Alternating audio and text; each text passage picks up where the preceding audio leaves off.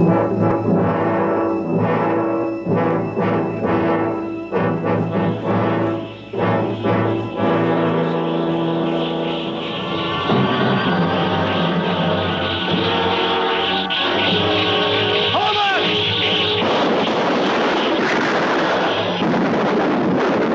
may be witnessing the beginning of an era that'll mean the complete annihilation of man. Annihilation? The beginning of the end. A menace so massive, so overwhelming, that thousands upon thousands are propelled into senseless terror. Panic takes the place of planned evacuation, and whole cities are paralyzed by fear. The Air Force is standing by with an atom bomb. You can't drop an atom bomb on Chicago.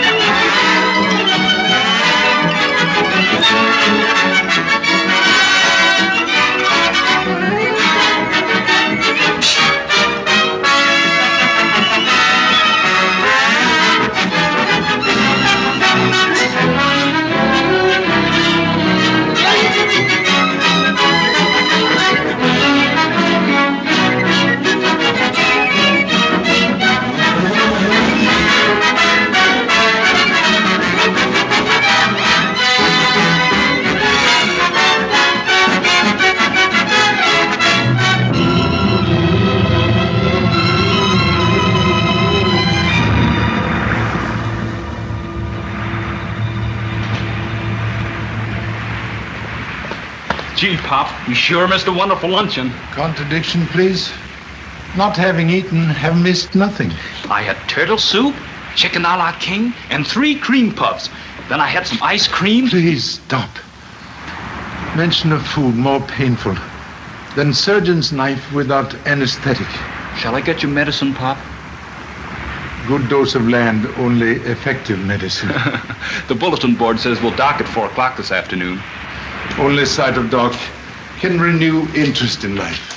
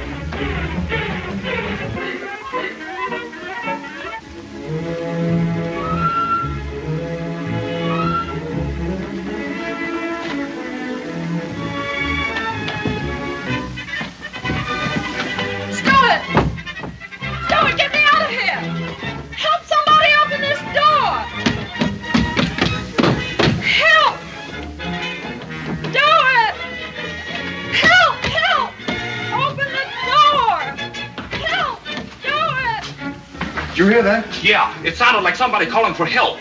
Help somebody get me out of here! In there. Help!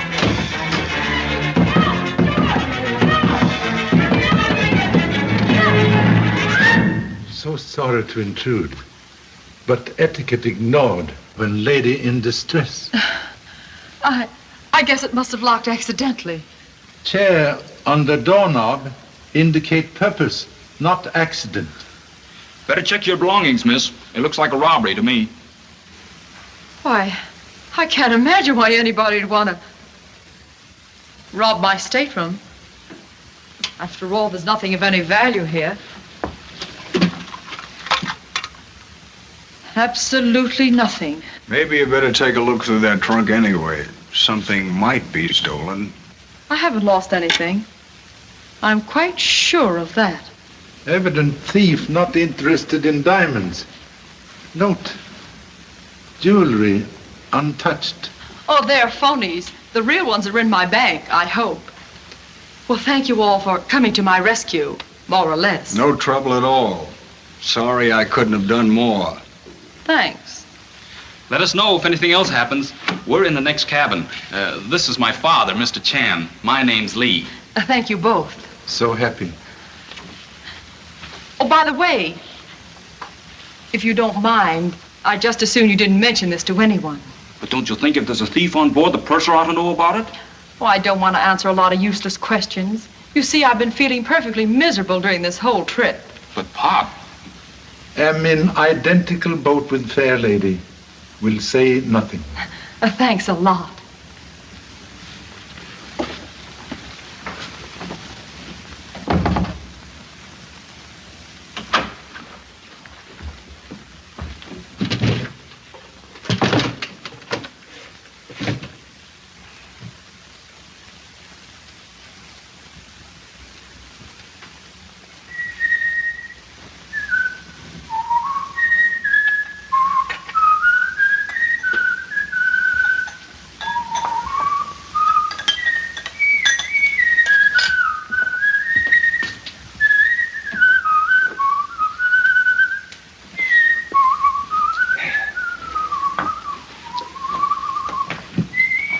Please put muffler on peanut whistle and explain motive for appropriating towel. You see, Pop, I've been sort of collecting souvenirs since I left Honolulu. Some people pick up soap or ashtrays, but I like towels best.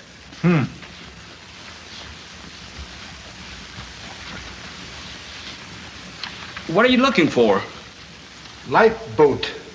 Make fine souvenir also. Hotel Sheffield. Chateau Paris. Rhine Inn. Too late now to make restitution. But replace ship's property before detective father assigned to case of light-fingered son. Okay. Say, Pop, speaking of cases, what do you think of that girl in the next cabin? Very pretty girl. You know, she hasn't been out of her cabin on the whole trip. The steward told me when I was asking him for some fresh towels a while ago. I'll bet there's something funny going on there. Matter, Pop? One cabin too small for two detectives.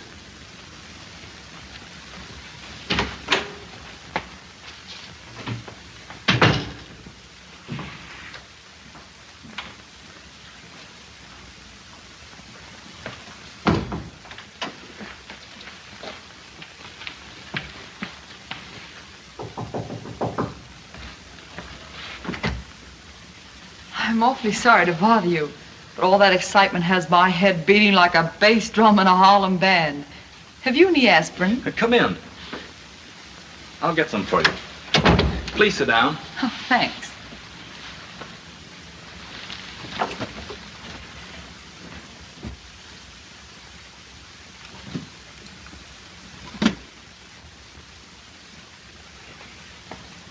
Here you are.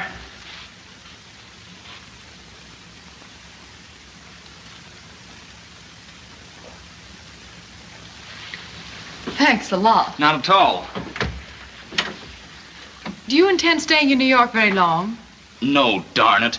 Pop's in a hurry to get home to Mom. We leave for San Francisco in the morning. Well, that's pretty fast traveling. Too bad you're not going to stick around and see the big town. Yeah. But unless Pop takes a nap, I'll never get past the hotel lobby. Well, thanks again. Perhaps we'll see each other before we dock. Goodbye. Goodbye.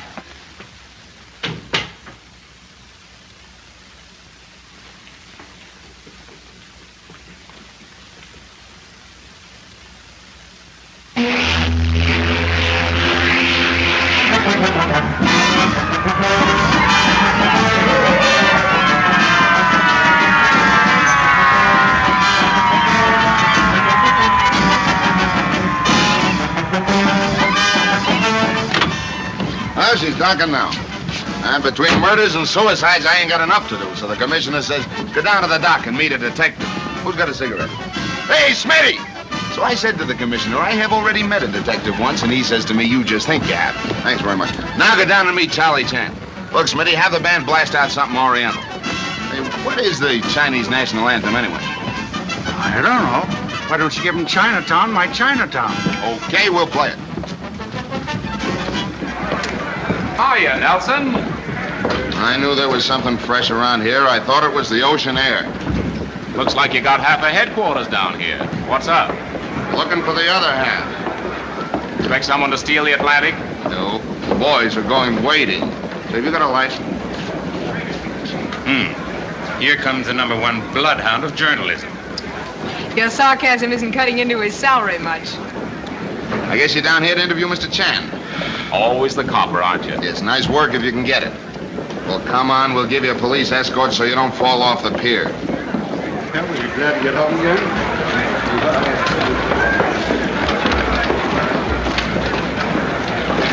There's the guy. Come on. Get in there before the boys crowd in. Look, Pop. They're going to snap our pictures.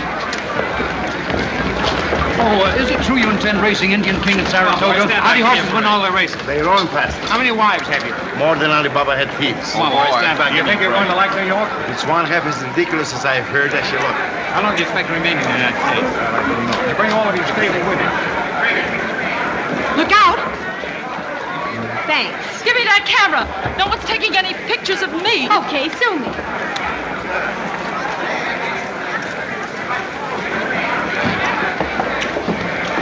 Well, if it isn't little Billy. What are you doing back in town? Mr. Chan? That is humble name. I'm Inspector Nelson, Mr. Chan. Greetings from New York's finest. The bigwigs expect you to tear a duck apart with them tonight. So sorry. Come again, please. You'll have to excuse the inspector's broken English, Mr. Chan. He's a Brooklyn immigrant. He's trying to tell you that the police department's giving a banquet tonight in your honor. Thank you so much. I'm unworthy of so great honor. We'll feel like sparrow, perched on limb with peacocks. I don't get you. He says he accepts. Your interpreter? In big city, yes. Otherwise, #1 son Lee. Oh, yeah. Well, I've got a mush on, Mr. Chan. If there's anything you want, the big wigs can't rustle up for you. Just toot your whistle. Speed pattern of the bullet.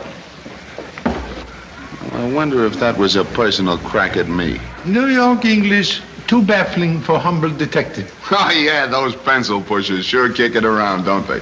Come on, Mr. Chan, we'll take care of your baggage. Is this all your baggage, Mr. Chan? All here.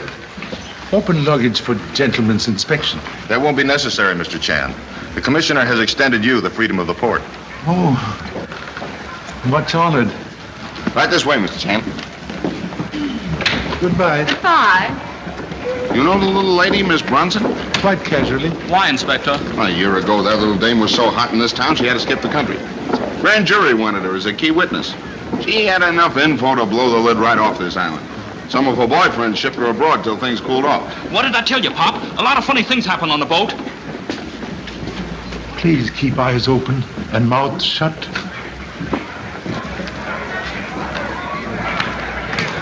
Oh, Porter, Yes, miss? please have my baggage sent to the Carlton Hotel also. Certainly, miss. Your name, please?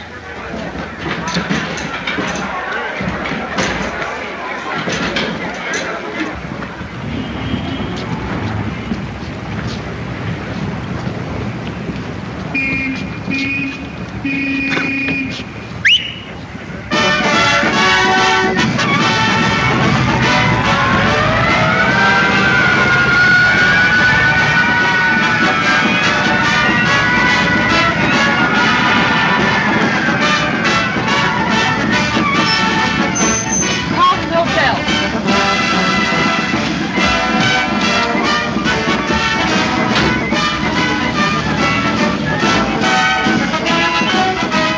Carlton Hotel. Still the freshest guy on Broadway, aren't you? Oh, no, Billy. Just the smartest. Sometimes you make it hard to tell where your brain ends and your nerve begins. Maybe. But while every other newspaper guy on that dock follows an Indian Maharaja who can't make anything but the sport page, I'm riding around with Billy Bronson, the gal who can make history. Look, Steve, just forget you ever saw me. I'm not here for publicity. What are you here for, honey? I want to see Grant's tomb. And get a swell view of it from the river. What do you mean by that crap? I'm not hot anymore and you know it. Yeah, but does the DA know it? I didn't come back to see the DA. I've got a date with somebody else. That wouldn't be a guy by the name of Burke at the Hottentot Club, would it? You get around, don't you? Yeah, and it's a big circle. So you're going to have a showdown with Burke, huh? If you print that, you better put on your diving suit. I'll take that chance if it's okay with you. Here's your hotel.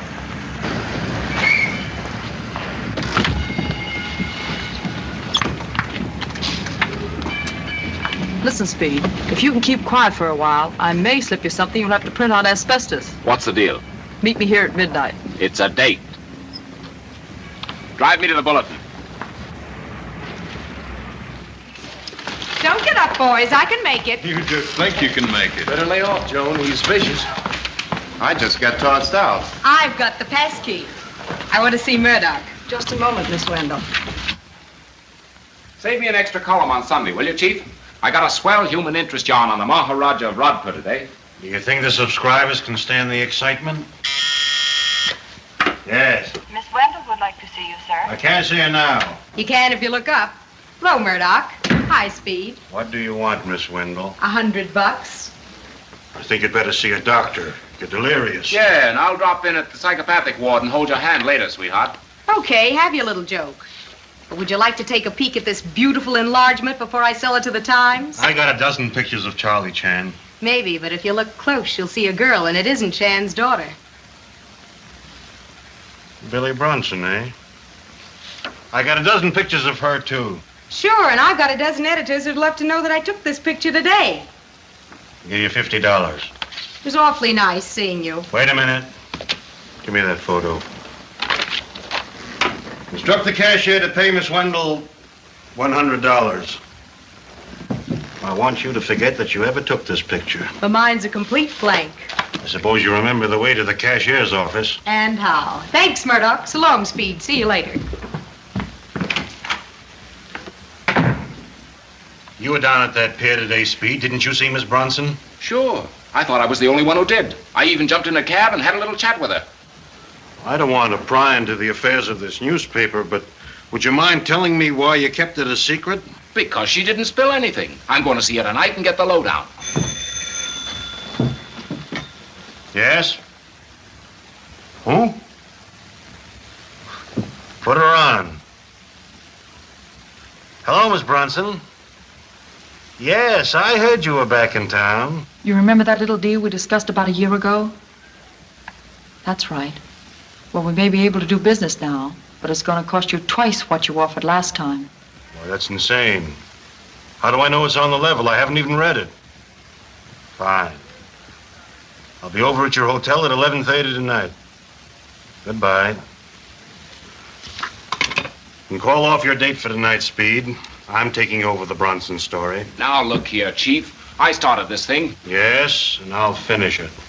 And I'll make it hotter than the Chicago fire. Okay. But look out, you don't get burned.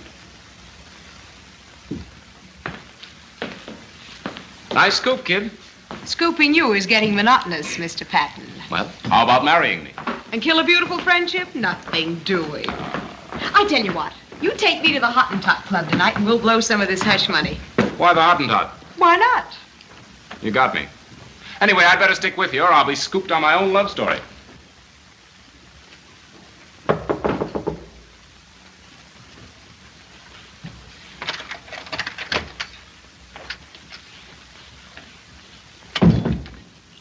But be sure you keep your mouth shut. Don't worry. It'll cost me my job if I don't.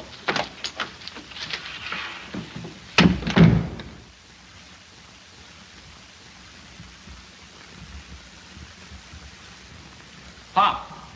Hey, Pop. Where are you? Prostrated on floor. What are you doing, Pop? Hiding? Collar button is one who hides. I'm searching for things. I'd help you, Pop, but you said one room too small for two detectives.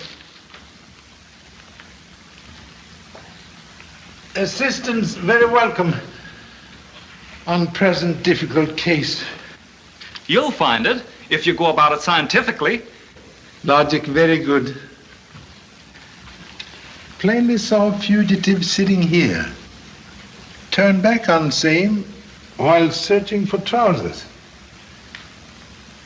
Number one son passed by trunk while parent descend body into trousers. Return here and collar button absconded. Also number one son.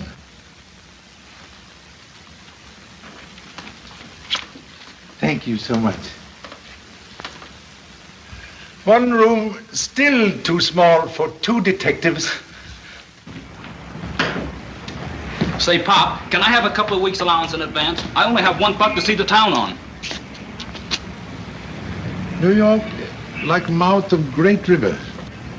Many reefs in channel to wreck small sightseeing boat from Honolulu. Oh, boy, $20. Thanks, Pop. Don't worry. I can take care of myself. New York's no different from any other town. It's just a little bigger. Sorry, buddy. Well, that's all right. Cab, sir? Please. Me too. Pop, my money's gone. I know. The man who just bumped into me, he must have taken it. Save breath for lamentations. Your cab, sir. Thank you so much. Suggest you return to room and lock self in before dinner suit snatched from body. But gee, Pop. Good night. Ask the hotel, please.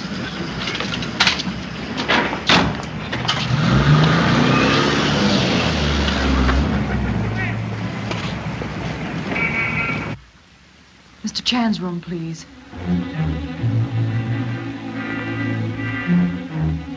There's no answer. Thanks.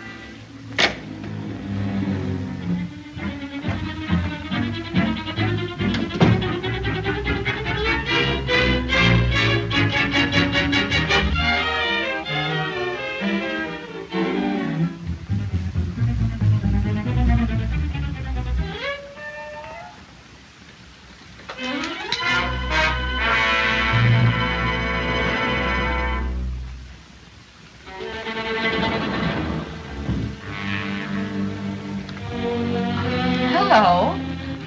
Hello, Miss Bronson. Well, I'm in trouble again. I can't unlock my door. But that's our room. Oh, well, how do you like that? I've got the right location, but they let me off at the wrong floor. I'm in 413. Well, you look like you're all dressed up to do the town tonight. No, not exactly. I'm waiting for Dad to get back from the banquet so I can show him the town. Well, I hope you have a good time. Good night. Good night.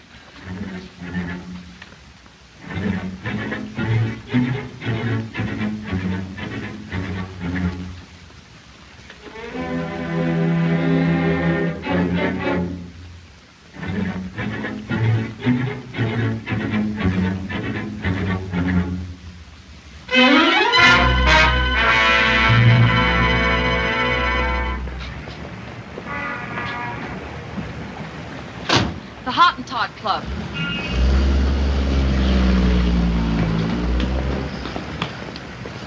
The young lady that just left, did you hear her say where she was going? She mentioned the Hottentot Club. Thanks. The Hottentot Club.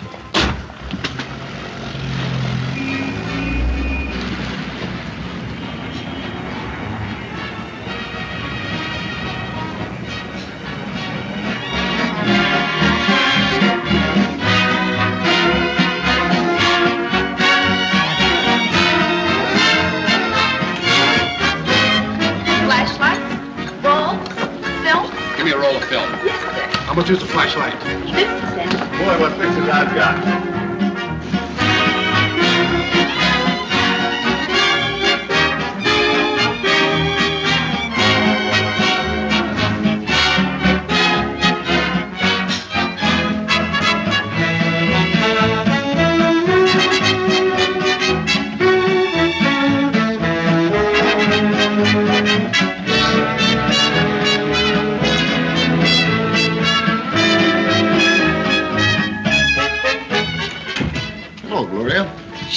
is a surprise, Mr. Moran.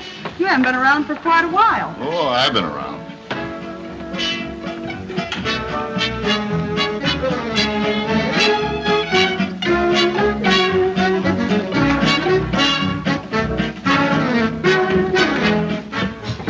Wait a minute. When did you get back in town? This afternoon. Did Burke send for you? Well, what if he did? I just wanted to know. Listen, Buzz, I've got a good reason for coming back. You've got a better reason for staying away. You get out of town before morning. I mean that. Okay. I will. Sure you will.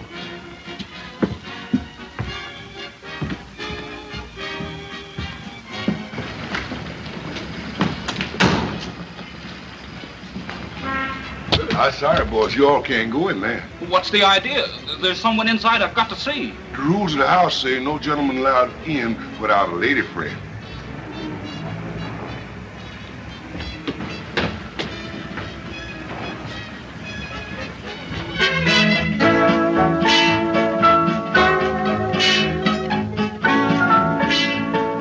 You can't button that one. It's a freckle. My mistake, honey.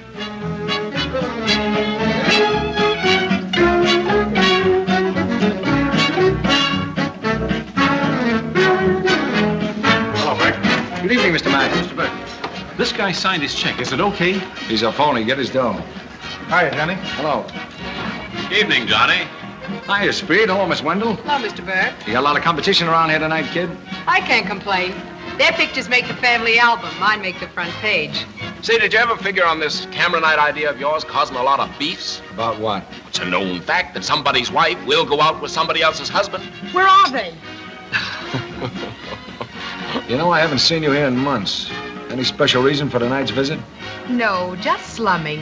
That's right. And you can be the perfect host by supplying me with a nice, juicy story. A murder, for instance. That always goes good in a nightclub, Jan. Sure, and I'll even take your picture standing next to the body. And if they're good, I'll buy a dozen.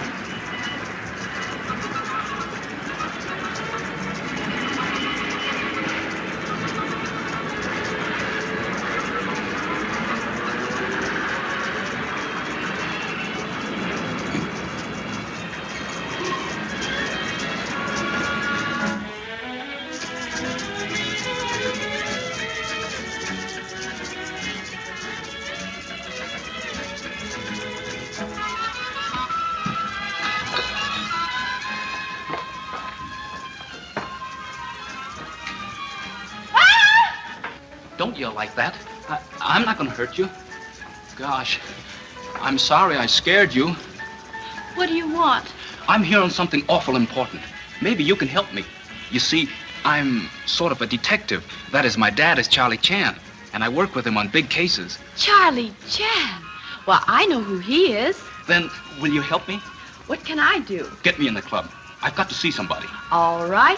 As soon as I get some more film, I'll take you down the back stairs. Swell. Oh, let me help.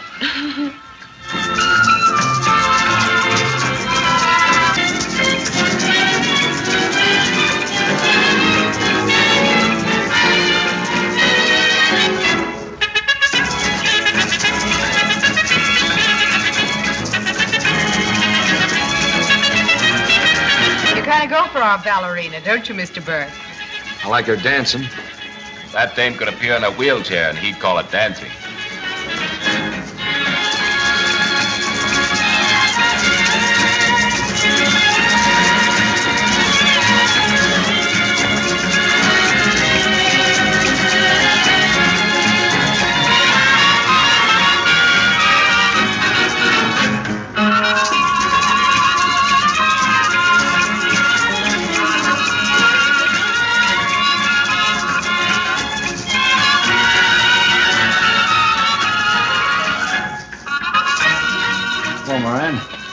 What's the idea, Johnny? I don't get you. I told you to keep Billy Brunson out of town. She's in Europe. She's upstairs in your office. I didn't know that. You know it now. She comes back when I say so. Sure, sure. I'll take care of that dame. Waiter, bring me some more milk. Yes, Mr. Moreno.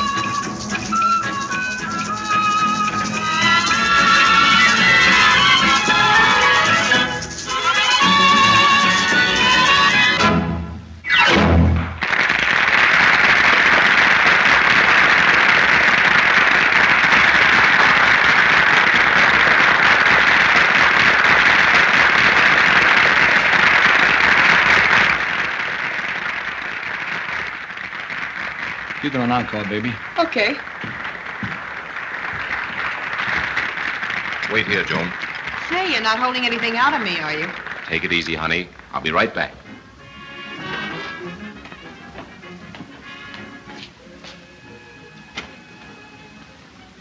Hello, Johnny. What are you doing in town? I got lonesome.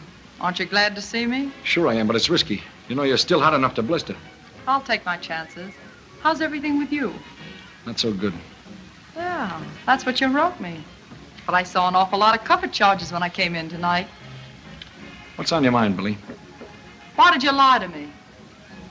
I don't get you. Oh, yes, you do. You didn't want me back in New York.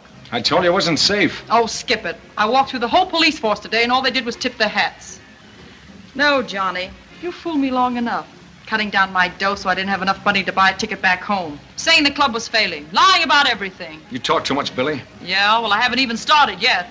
And I don't think I would if I were you. I'm afraid the boys wouldn't like it. You mean Marie wouldn't like it? Leave her out of this. Why should I? You've been giving me the runaround because of her. That's why I came back. Things have been too perfect for you. Okay, Johnny. You're a smart boy. And you've bluffed a lot of people. But you can't bluff your way out of what I'm going to spill. Oh, you little double-crosser, I'll slap you. Stay away from me. Where are you going, Mary? Johnny's office. Listen, he's busy right now. I think you better wait. Oh, yeah? Maybe you can order the busboys around, but not me. Now, listen.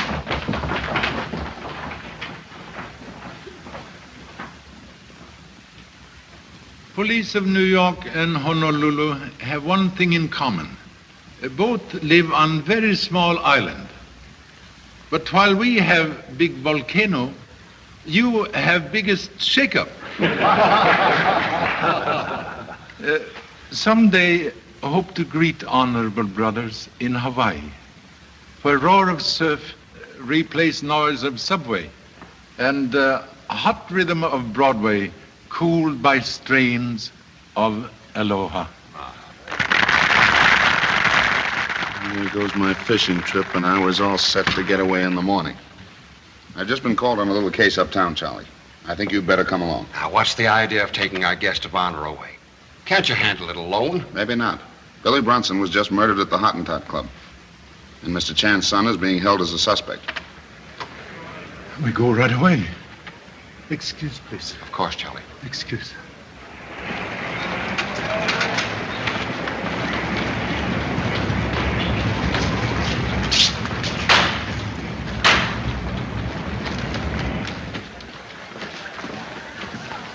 Where's the trouble? Upstairs. Have you got a cigarette? I don't smoke. Metropolitan newspaper people more prompt than police, and also more numerous. Oh, those ain't reporters. They're worse. Camera hounds. This is candid camera night. They're all shooting for prizes. They've even got a dark room for them so they can develop and enlarge their pictures right here. Very interesting. Camera remember many things human eye forget. Huh? You're right. Don't let anyone out of here with a camera. I want every roll of film in the place. Yes, sir.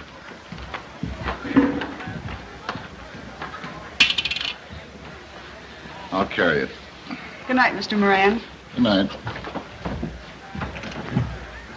Hi, Nelson. Hello, Mr. Chan. Well, you didn't waste any time getting here, did you? Somebody has to protect the taxpayers. All the policemen I know were at a banquet tonight. When you gotta eat, you gotta eat. Have you seen the body? Seen it. I found it. Good. That makes you a suspect. Flatterer.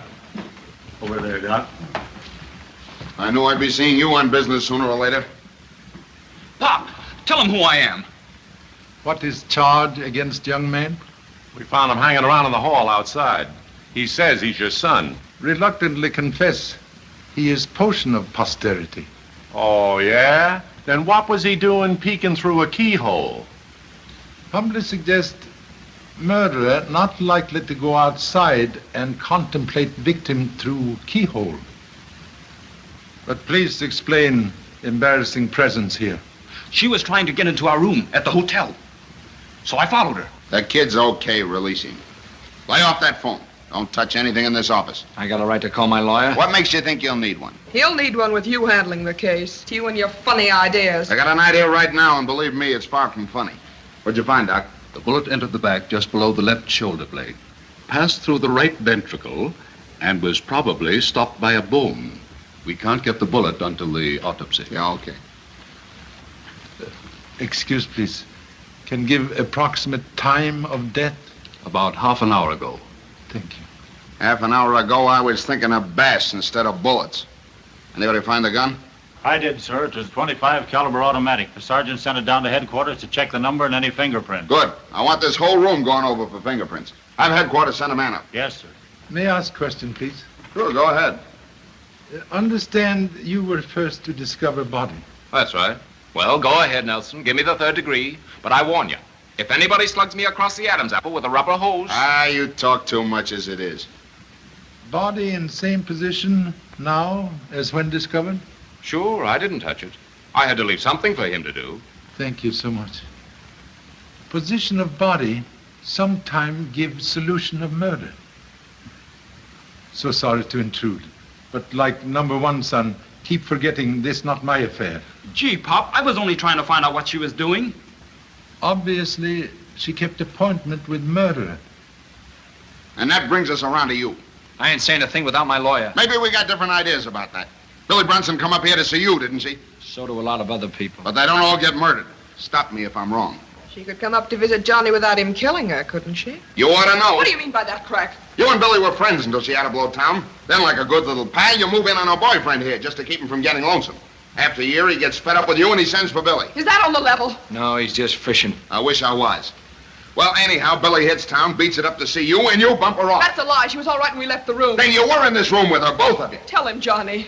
I ain't talking. No, you see? He could alibi if he wanted to, but he won't. He'll let you take the rap. That's what happens to his dames when he gets in a jam. It won't happen to me. Shut up. You killed her with his gun. You're crazy. He put me out of the room. Then he killed her. Oh, no, he didn't. I waited in the hall. You couldn't have dragged me away from that door. He only stayed inside a minute, and I saw her when he came out. And she was still alive? I'll say she was, and mad. Now, wait a minute.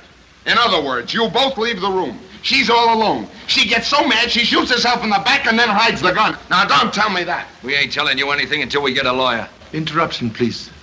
Perhaps keyhole observation made by number one son can prove if ladies speak truth? No, she was dead when I looked in. Say, how did you know she was up here? I didn't. I was just looking in all the keyholes. Say, what's the idea? I can't get out of this joint. You can after I've seen your pictures. Give. I only enlarged one, but it's a honey. You see, I came up here and found the body. He says he did. It was my turn to do the scooping, darling. Well, as Mr. Chan would say, one picture worth 10,000 words. Thank you so much. Say, Mr. Chan, take a look at this. That napkin isn't in the picture. Also interesting to note, telephone jumped back on hook since picture taken. You're right. Was that phone on or off the hook when you found the body? It was off. I put it back on. Well, that's just ducky. You know, there might have been some fingerprints on there. I'm sorry, Nelson. But when I saw it was off the hook, I thought Billy might have been talking to someone. When nobody answered, I went ahead and phoned in my story. Do you use a napkin when you phone? Why? Should I? Don't evade the issue. When did you pick up that napkin and put it on the tray? I never touched it. If it isn't asking too much, can I have a picture back now so I can get out of here? One moment, please. Observe the picture more closely. Look out, Pop! Let go of me, you little... Back, get that light. I got him, Chief. You got me, you dummy. Where's Burke? I got him, Mr. Nelson.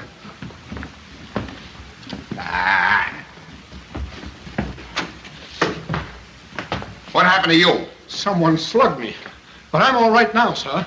I'll have to take your word for it. Get headquarters. Send out an alarm for Johnny Burke. I want him picked up before morning. Yes, sir.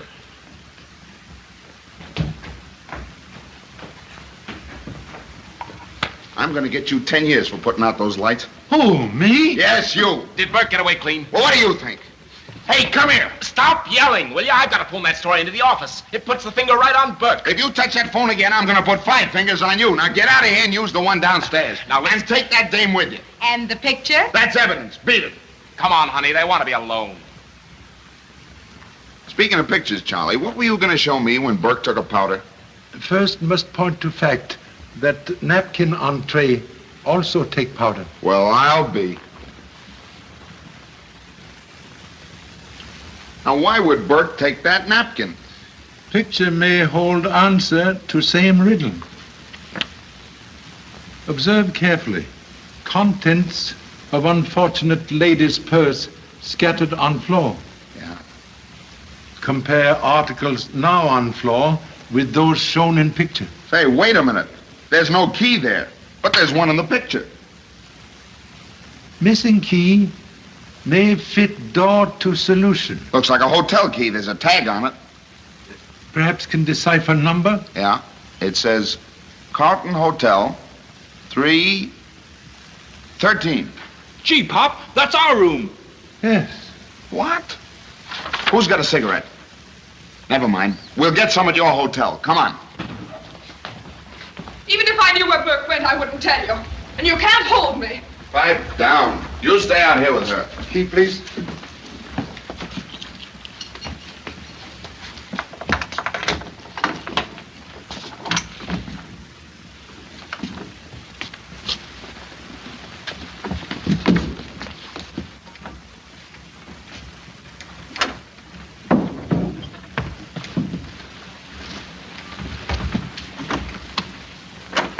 Stabbed through the ribs and not over a couple of minutes ago either.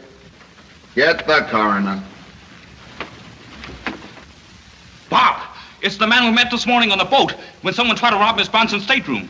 You know this guy? Encountered him once only on board steamship. Take him to the bed and search him.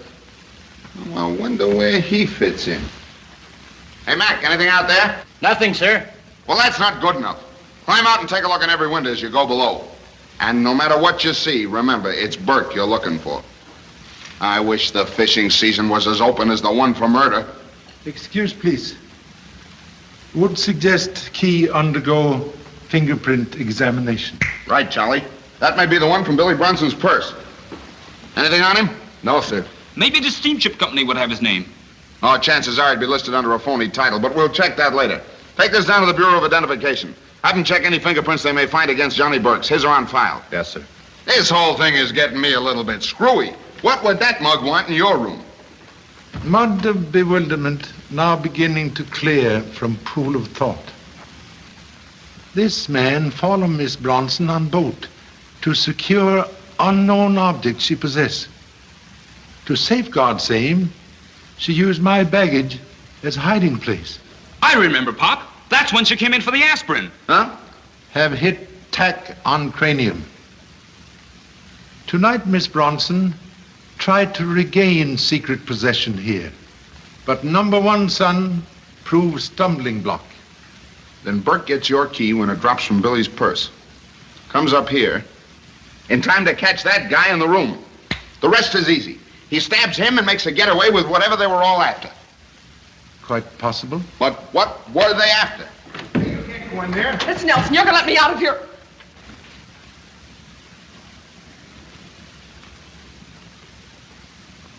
You know this man? He's my husband. Your husband, eh? What's his name? Tom Mitchell? Now we're getting somewhere. Were you living with him?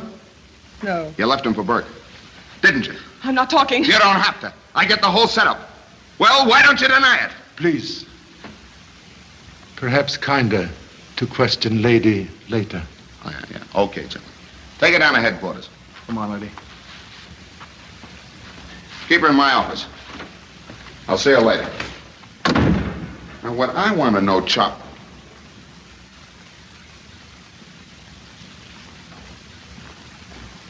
What have you got now? Most interesting reading found on torn paper.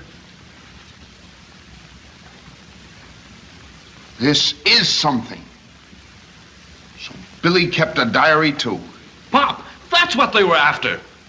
No poison more deadly than ink. I'd give up that fishing trip to see the rest of these pages.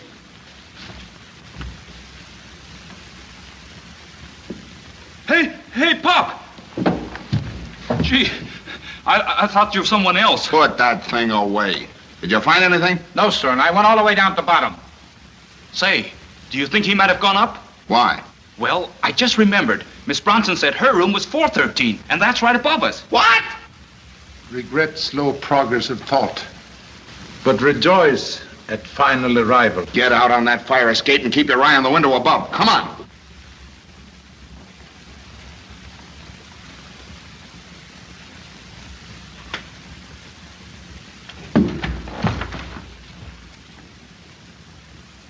Hello, Nelson. This is a surprise. I'll say it is.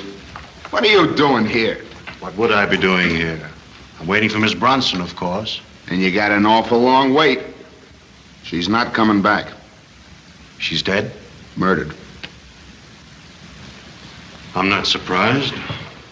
Wait a minute. You've got some explaining to do. What about, may I ask? Billy Bronson was shot an hour ago at the Hottentot Club. The key to room 313, which is directly below this one, was stolen from her purse. We just went in down there and found a man stabbed to death. Go on. You go on. That window there is open, so is the one downstairs. So I could have killed that man down there, then come up the fire escape into this room. Right. Wrong. I didn't. I had an appointment to meet Miss Bronson here at 10:30. It's now 20 minutes of 11. Excuse, please. Would object to revealing nature of appointment? Not at all. I came up here to buy her diary. Diary, eh? What were you going to do with it? I'd have to read it first to answer that question. But no doubt can produce money intended for purchase of diary?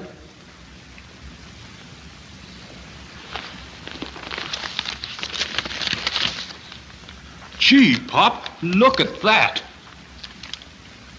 There's enough dough here to buy the city hall. And cheap at that. Miss Bronson's diary contains enough information on rackets and politics to blow this whole city higher than a kite.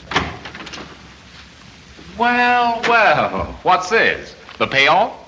Always a wise guy, aren't you? I have to be to keep up with you boys. Why don't you light someplace where you can be found? Hey, get a load of this. We scoop the others? Sure. You know, you ought to drop in at the office once in a while, Chief. You were out when I phoned that story in. You knew I was coming here. Yeah, but you crossed me up. You weren't due here till 11:30. Just a minute. You told us 10:30. Please don't attempt any unwieldy deductions, Nelson. The original appointment was for 11:30. Miss Bronson telephoned and changed it. Most unfortunate. Proof of alibi now locked behind dead lips of murdered girl. Yeah, and I'm not so sure you didn't get that diary without paying for it. You wouldn't mind being searched, would you, Murdoch? Am I under arrest? No. Then I'm afraid that technically you'll have to keep your hands in your own pockets. Am I right?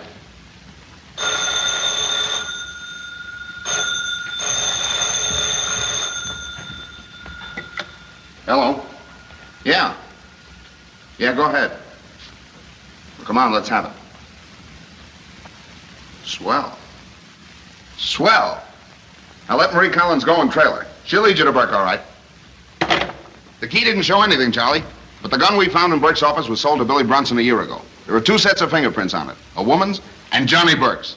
We'll pick up Burke tonight, and I'll be fishing in the morning. Then I presume that my part in this case is closed. Perhaps. But murder case like revolving door.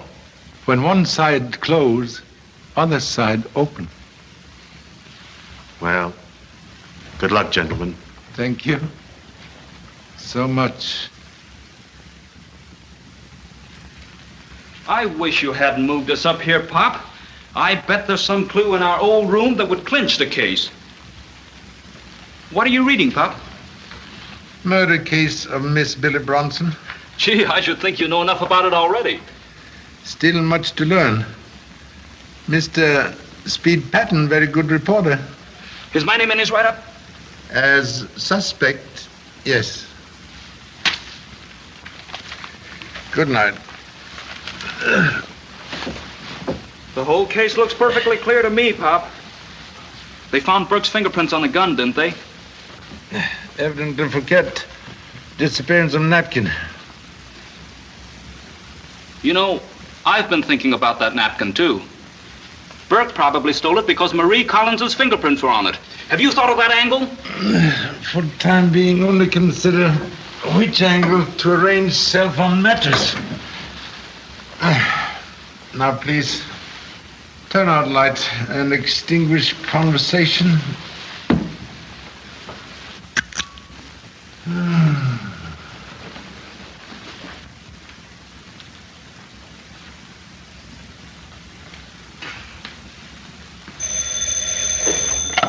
Hello.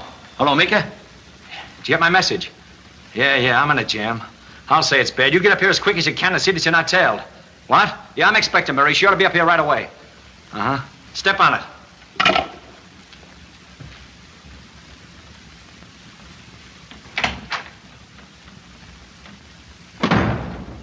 Hello, Hot Fingers.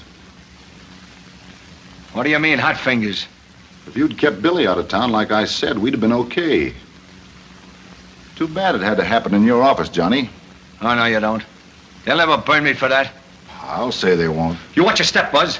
I will.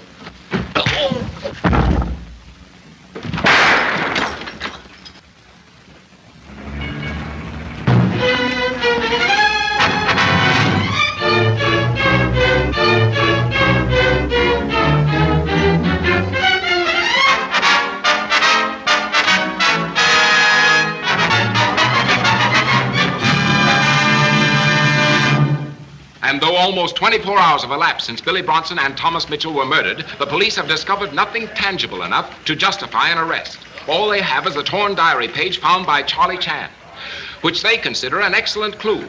But in the opinion of this observer, it only indicates the work of a perfect criminal, so clever and daring that he has deliberately planted it to obtain free publicity for a terrific blackmailing scheme.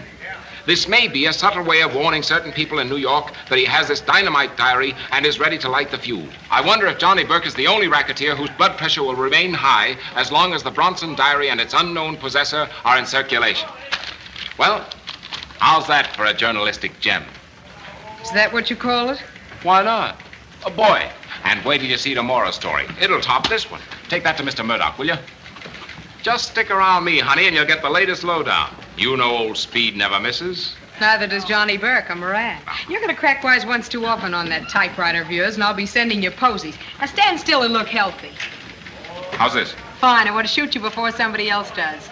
You're just sore because I scooped you on that Bronson murder. Well, I'm warning you right now. I'm going to scoop you on the rest of the case, too. Want to bet?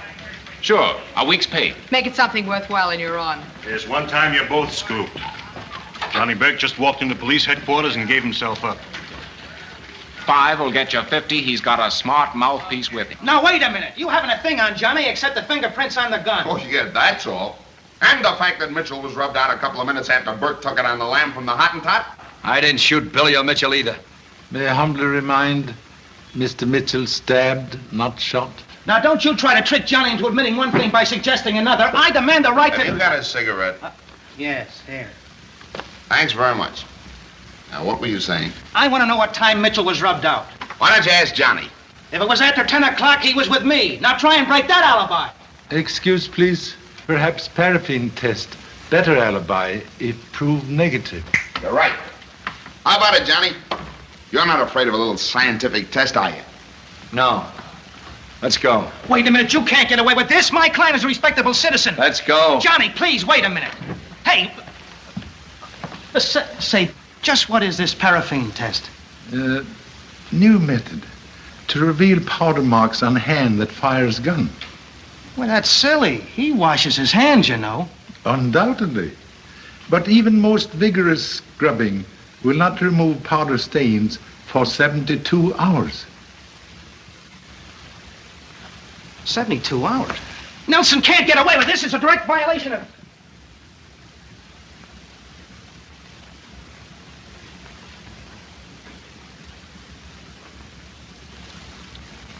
Keep your hand under that water. It's okay now. Paraffin's hard enough.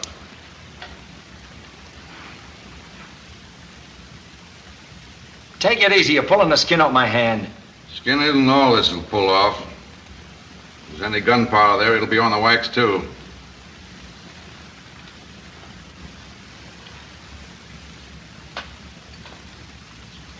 Hey, what's that stuff? A solution of diphenylamine and sulfuric acid, which reacts instantly to nitrates. Watch those chemicals, Burke. If they turn blue, your goose is cooked.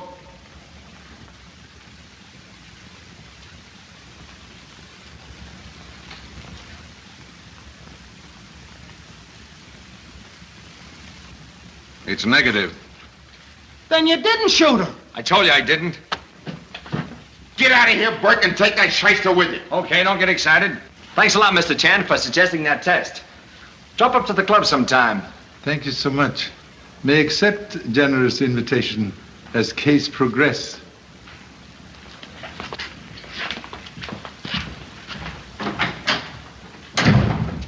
Well, that lets Burke out. Maybe. But this one case where murderer could have clean hands. Huh? Remember napkin that disappeared at nightclub? Yeah.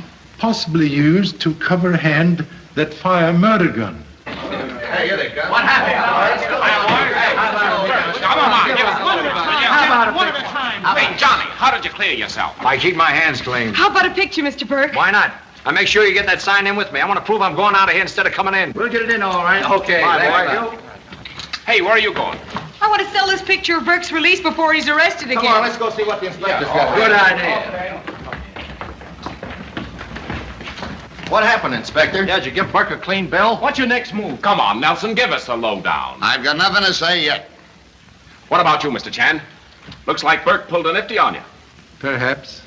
But release of Mr. Burke suggests other nifty. What have you got up your sleeve, Mr. Chan? Yeah, what's the new angle? Give us the lowdown. Just a minute, boys. If there is a new angle on this case, we'll try it out before you report as advertising. Come on, out. Now, wait a minute, Nelson. I'm entitled to a break. I've been on this case since it started. So long. Out. Say, give us a chance here, will you? Now, what was on your mind, Charlie?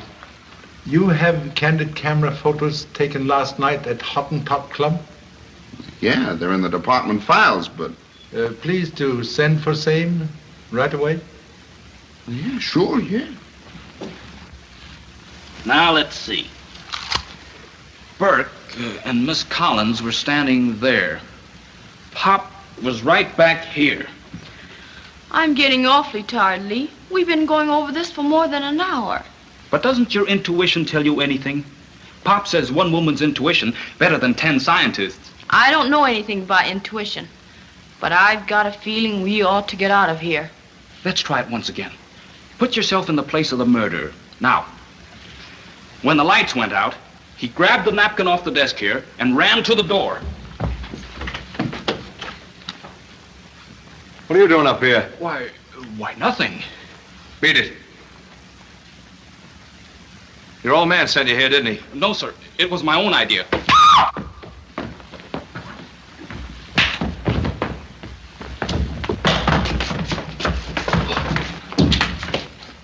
Throw him out.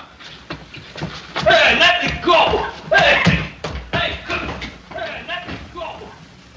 We're getting out of town, kid. What's the idea? Got nothing to worry about now. Yeah, that's what you think. Remember the crack that Chinese Dick made about seeing us later? Yeah? Now we catch this kid up here monkeying around? Well, that's enough for me. We'll hop a plane for Chicago tonight and lay low till the heat's off. But, Johnny, don't you think that...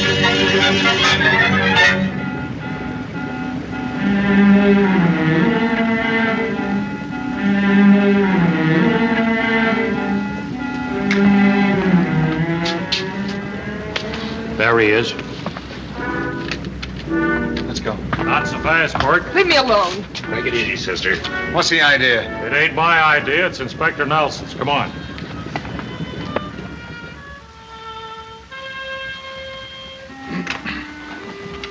Special delivery, Mr. Murdoch. Oh, thanks.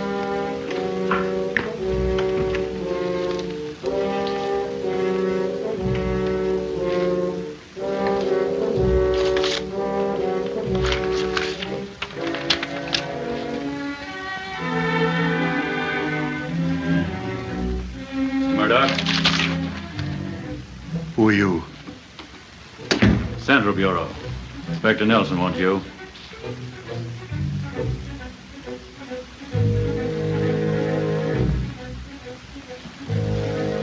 I'm ready. What do you think of them letting Burke go? Says they couldn't prove anything on him.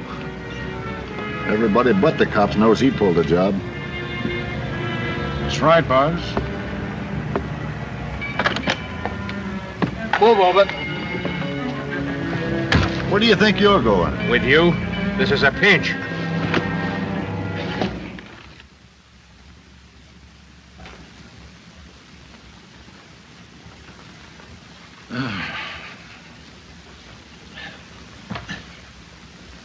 Lee, Yes, Pop.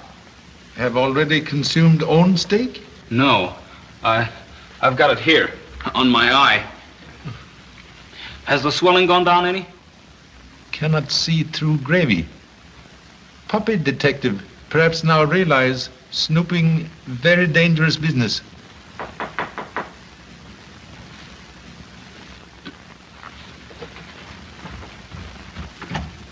Hello, Mr. Patton. Hello. Hey, what did you run into? Mr. Burke. That's what I came up to warn you about, Mr. Chan. There's a rumor around town that certain people are out to get you, and they wouldn't be as easy on you as they were on your son. Very good omen. Prove suspects getting worried. You've got a lot of nerve. But just the same, I'm sticking with you tonight. Why, anything might happen. Well idea, kid. Excuse me for not knocking, Charlie, but the door was open. Well, Speed, here's your chance for another scoop. We'll all take a run down to the Hottentot Club, and as you just said, anything might happen. You mean it's a payoff? Maybe. Have you got a cigarette? Gosh, can I go too, Pop? Unfortunately, yes. Only way to save other eye. Hello, everybody. Well, Mr. Murdoch, can I sell you a picture of yourself as a murder suspect? Don't be ridiculous. Where's Nelson? I can't waste all night here. I've got a newspaper to get out. It can wait.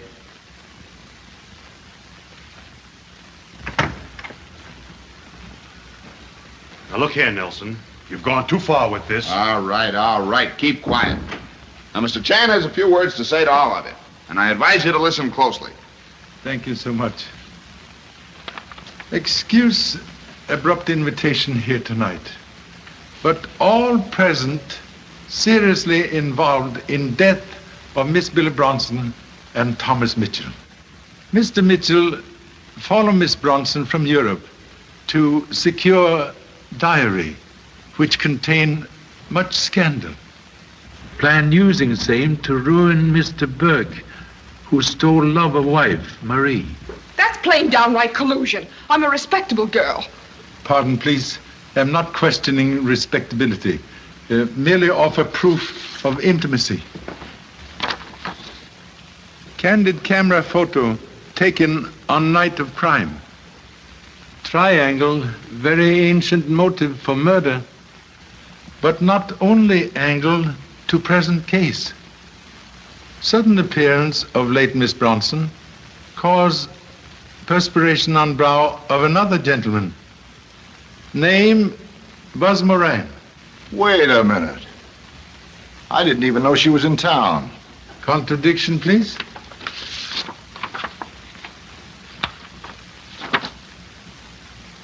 All right. I admit I talked to her. But when I heard she was murdered, I didn't want to get mixed up in it, so I kept my mouth shut. Sure, they had Johnny on the spot, so you had nothing to worry about. Shut up, Marie. Go ahead, Charlie. Miss Bronson came to this office last night. Mr. Burke and then Miss Collins talked with her. Testimonies state both people leave her alone for a few minutes. In same few minutes, someone murder her with gun wrapped in napkin to hide fingerprints. Arrival of inquisitive girl photographer now create interruption. Murderer hide while girl photograph body with napkin off tray. Girl then leave and murderer return napkin to tray. After which Mr. Patton enter, find body and telephone story to Mr. Murdoch. By strange coincidence, Mr. Murdoch absent on trail of diary. Mr. Chan, may I ask if you have a picture of me in your invaluable collection? Regret. Distinguished features, only one's missing. Under the circumstances, I believe that exonerates me from having murdered Miss Bronson. Oh, yeah? How about Mitchell? Now, look here, Nelson. I've been very tolerant with you, but unless I'm released from this room instantly... Excuse, please. Before you remove honorable presence, would request letter received through mail tonight. What letter? My mail is very heavy. We're wasting time. You got a special delivery letter tonight. We've had your mail watched since yesterday. Hand it over.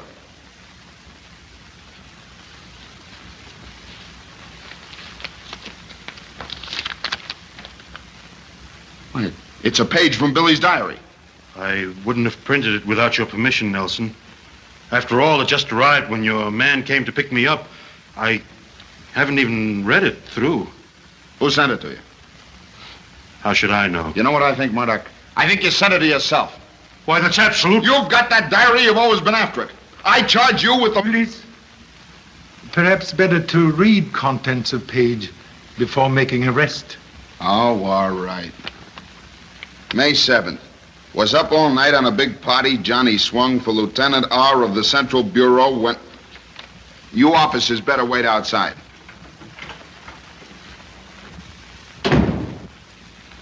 He's retiring from the force because the commissioner got wise to him. The big dummy showed everybody a diamond watch Buzz Moran gave him for certain important tip-offs that Johnny told me about. Been shooting your mouth off again, huh? I don't know how she found out, Buzz. I never told her anything. All right. Take it easy. It was sure funny to see everybody kowtow to Johnny and Buzz. I guess they don't know that the double-crosser who uses his newspaper job as a cover-up for the blackmailing he pulls is Speed Patton, the smoothest guy in the rackets. Just a minute. Let me see that. This is a phony. Can prove? Certainly. Why, even the paper it's written on. Go ahead. Hey, what is this? You are murderer of Billy Bronson and Thomas Mitchell. You're crazy. Beg to differ, Mr. Patton. First suspicion arrived after reading your newspaper story of Billy Bronson crime. You state victim shot in back. Quite true. Yet photographs show body face upward. Only murderer could know location of hidden wound. Then, fearing discovery of own fingerprints on napkin, when attention called to it through photo taken by young lady, you remove same as lights go out and Mr. Burke escape. You are indeed clever man, but not smart enough to avoid ancient trap set tonight. Inspector Nelson and humble self plant bogus diary page on Mr. Murdoch. And you were the only one who swallowed the bait. You'll never convict me on that. Contradiction, please. To know forgery, one must have original. Well, come on.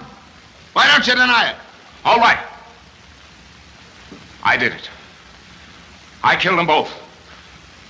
I overheard Billy tell Burke that she was going to the DA and blow the lid off his town. Well, that would have meant me, too. I offered her plenty to keep quiet, but she wouldn't take it. So I killed her. You almost caught me, Joan, when you walked in and found Billy dead. If you had, I guess I'd have killed you, too. Just as I did Mitchell when I caught him in that hotel room. He already had found the diary, and I had to get it. Well, that's the story. Nelson wouldn't have caught me in a million years. I was sitting pretty until you got too smart for me, Mr. Chan. You're the one I can thank for being in this spot, and here's how I'm going to show my gratitude.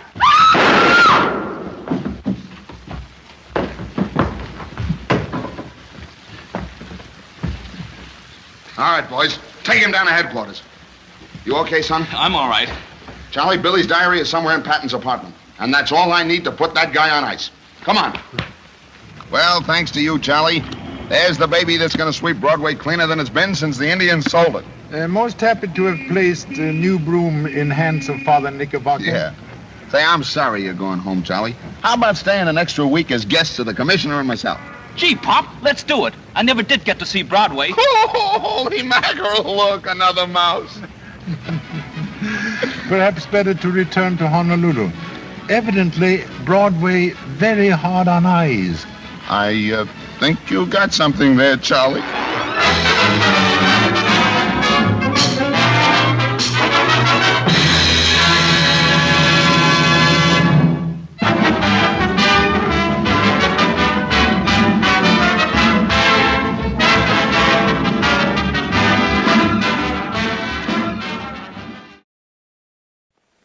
Intermission time.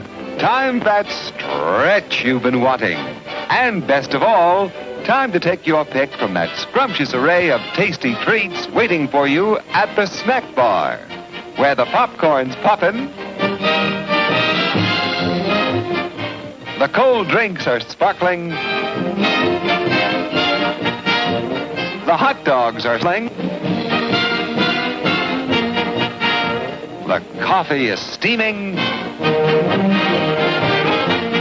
and a luscious treasure of confectionery delights with ice cream and candy and so much more to tempt any taste is waiting for you now at the snack bar. You'll be notified in plenty of time when the next show is about to begin.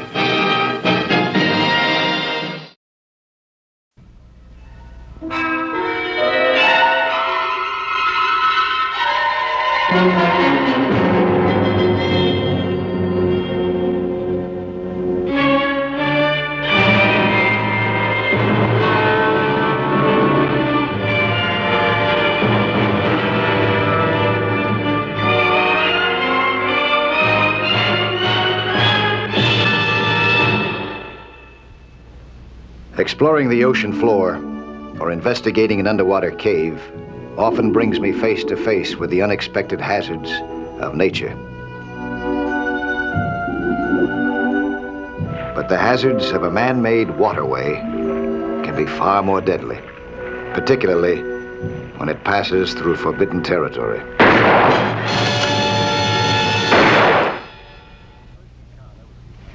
My first encounter with a new kind of man-made hazard was about to take place at Nassau Beach Lodge in the Bahamas.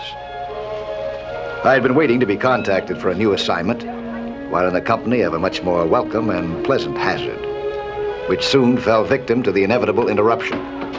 A message informing me that my expected visitor was on his way to meet me in my room.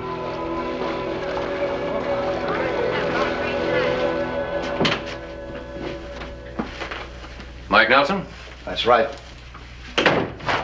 Lee Bellin. State Department told me about you. All set up. Good. You understand, of course, I'm here strictly in an unofficial capacity. In fact, it might even be said that this is an entirely nonpartisan and privately sponsored venture. That's legal, isn't it? It's legal, all right. That's all I care about. The man we want you to get out of Costa Delta is no ordinary refugee.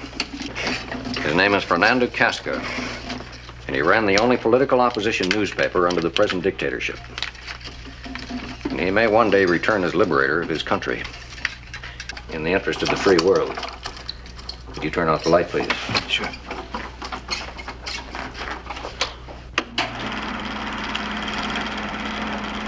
In the meantime, Casca sought political asylum in a friendly embassy in the midst of the city.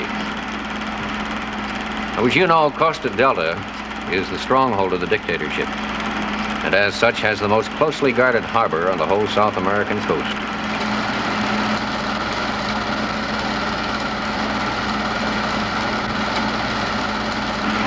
Now, they can't keep Casca in the embassy indefinitely. Yet it's only by a water route that we can ever hope to penetrate the city itself, right up to the embassy. Now, that's where you come in. Oh, I thought you said the embassy was in the middle of the city, not on the waterfront. Correct. But the larger part of Costa Delta is riddled with man-made canals, like this.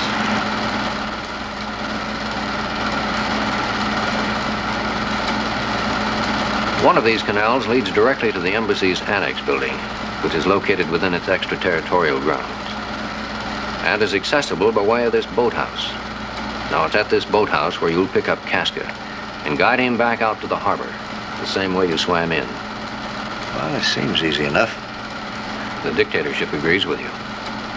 That's why you'll find the entrance to the canal so closely guarded. In fact, the watch has been doubled ever since Casca found asylum in the embassy, and the canal was recognized as his most logical route of escape. Additional guards have been strategically stationed all along this anticipated route. Along with that, you'll have to cope with the constant vigil of the harbor patrol.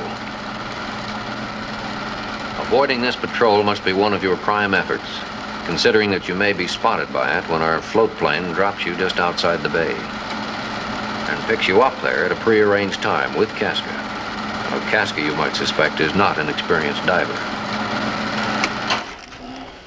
Still too easy? Not for a two-way trip. Hey, why don't I make my first trip to the embassy on foot? You're too well known in your field to risk recognition.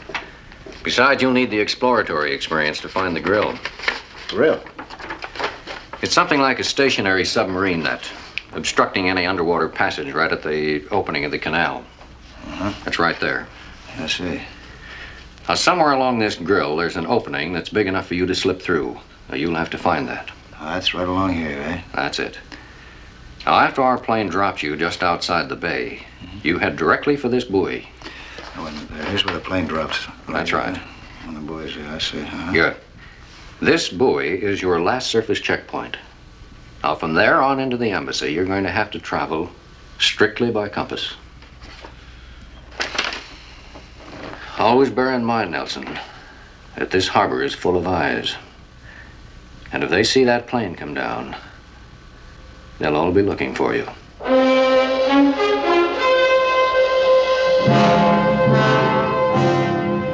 As scheduled, we landed off the coast of Costa Delta at 7 a.m.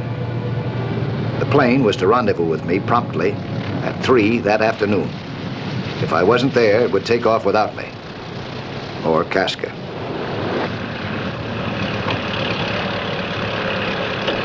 "30 seconds later, I hit the water and was on my own. Figuring that the plane might have been spotted, I tried to avoid Costa Delta's sharp eyes by heading deep as possible. I relied on my compass for further directions. My next checkpoint was just a few yards ahead. So was the harbor patrol.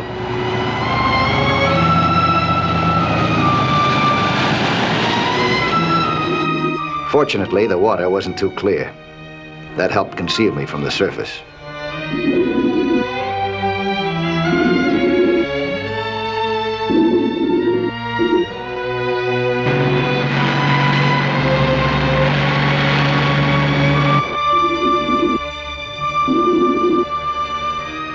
End of the first lap.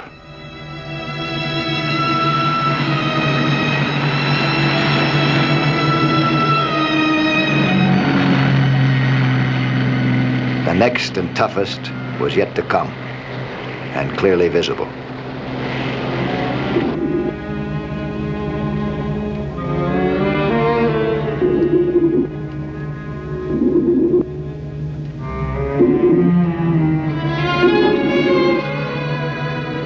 Above, the harbor patrol continued its relentless search. I couldn't even guess whether they had spotted my bubbles.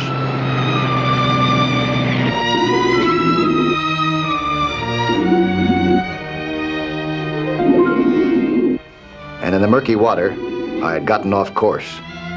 The harbor entrance and its grill were several degrees off northeast.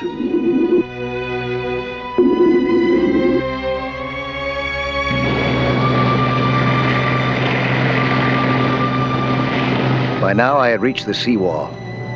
End of lap 2.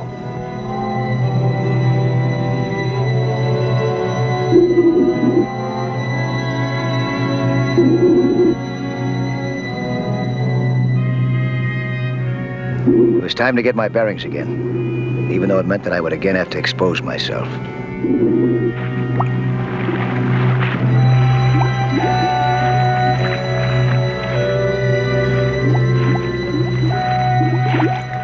The opening in the grill was supposed to be somewhere to the extreme left of the canal entrance.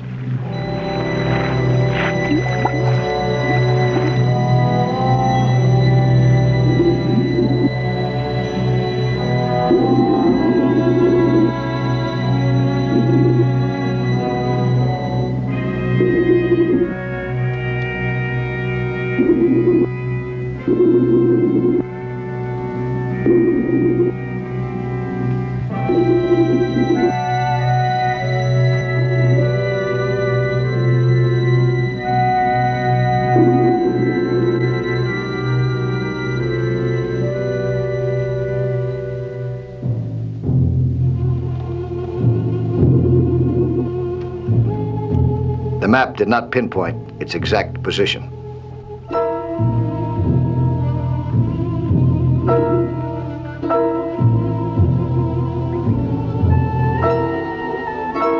When I spotted it, I breathed easier, but not too heavily, I hoped, because my telltale bubbles could be a dead giveaway.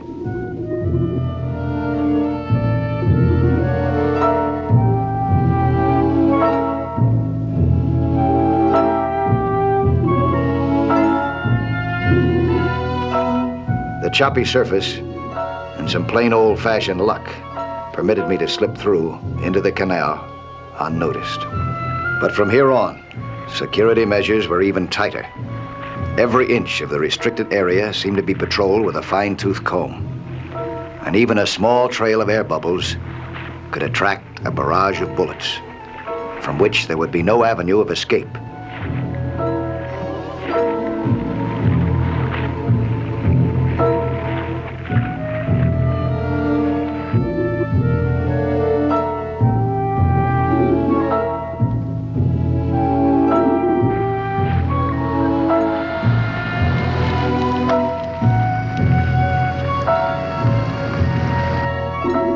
As I passed the ladder, I made a mental note of its location, just in case.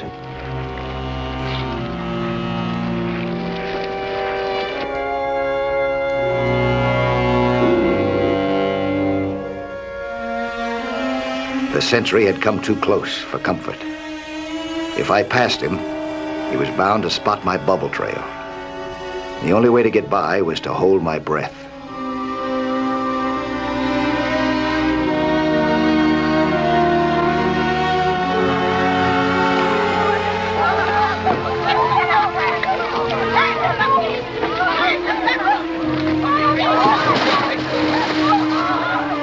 I was clear and free again, until some carefree youngsters decided to pick a spot just a few yards ahead for an impromptu swimming hole. I counted on them being sufficiently preoccupied with themselves to take a chance on passing them. Their splashing might even help in covering up my path.